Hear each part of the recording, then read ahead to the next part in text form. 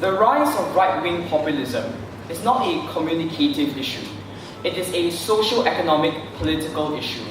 That's why when their policy was to remove symptoms like fake news and to sanitize racist language, it honestly misses the point. Because we will never realize why these individuals have these opinions and these beliefs to begin with. That's how we actually nip the problem at its source. That's why we think on our side of the house it's incredibly important we hear why we believe in these things. Even if the way they say it is imperfect, it's important that we know what these beliefs are. That's the first strategic mistake coming from their side. The second strategic mistake is their lack of response to all of analysis since first about how this policy allows for massive government abuse. Mind you, this policy literally gives the ruling elite the ability to silence 1/3 of all Americans and all opposition parties, which are quite powerful right now within the political scene. This is the greatest expansion of government control of free speech we have ever seen in the last few decades. I think they need to engage with our substantives. So thank you. 3 areas of clash. First, who are the victims? Second, what opinions are valid? And third, why all opinions are attacked on their side of the house. First, who are the victims? We said from the beginning of this debate that minorities are victims. But so are those who have been left behind but in the dust of unfettered capitalism. So are those who have been sidelined by the political elite that see them as irrational bigots that ought not to be listened to. These are people that currently don't even have a political party to cater for their class discrimination.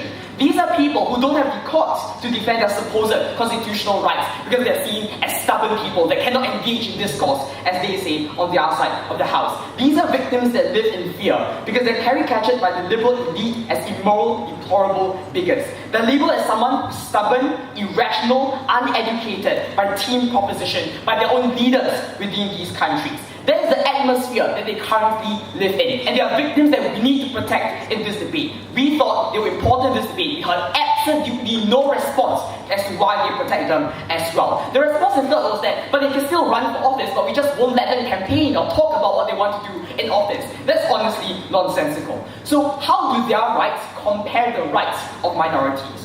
Now, we understand that minorities are important in this debate. What we do think is that minorities have access to a lot more protection than this specific group of individuals who have been casted away by unfettered capitalism and globalization. Why is this the case? One, because minorities can be empowered if they respond with indignation and not fear. We talked about how the domino effect on social media means that you genuinely have the capacity to feel strong and safe within your communities. And is this perfect?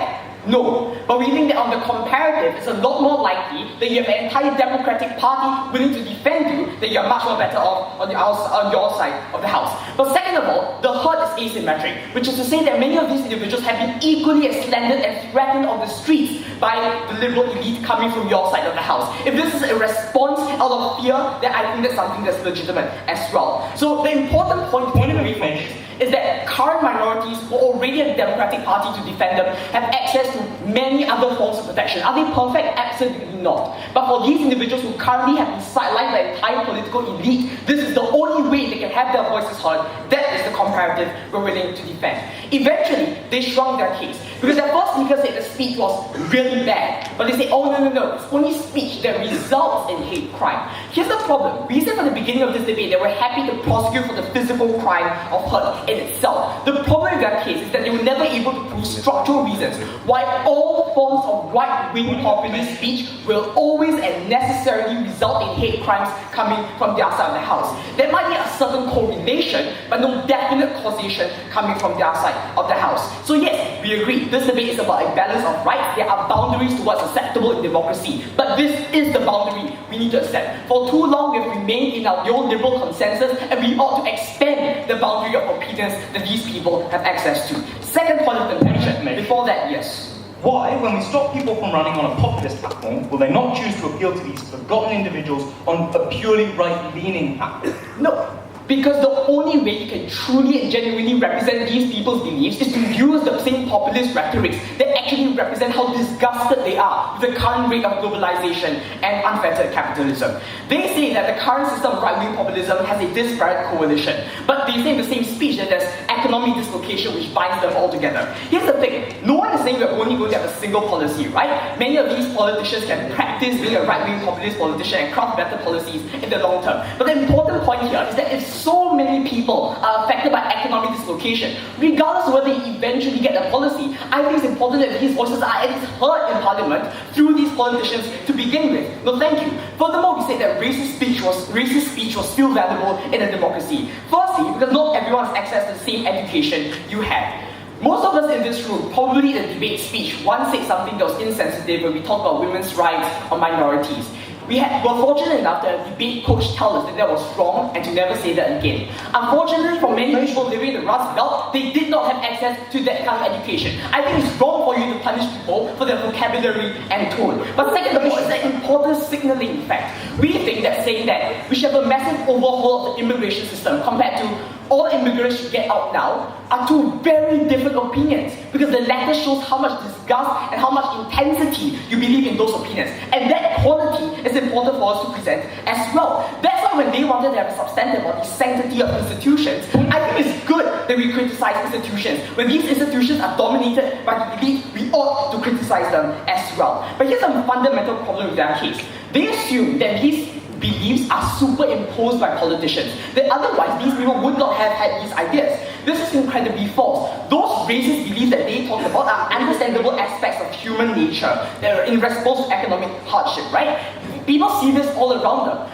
Let's not kill ourselves and pretend like the Philippines isn't dominated by a significant number of Chinese businessmen, right? Let's not pretend that there's no genuine relationship between migrant inflows and wage decrease for these individuals. These are things that politicians tell you. These are things that people observe in their daily basis and make those connections for themselves. So at the point in which their only policy is to remove politicians parroting these ideas, they don't actually solve the root cause of this problem. In contrast, they force people into WhatsApp groups, into Facebook groups, into the same echo chambers that they think are so horrible without the same defamation lawsuits that they think can be used to regulate these opinions.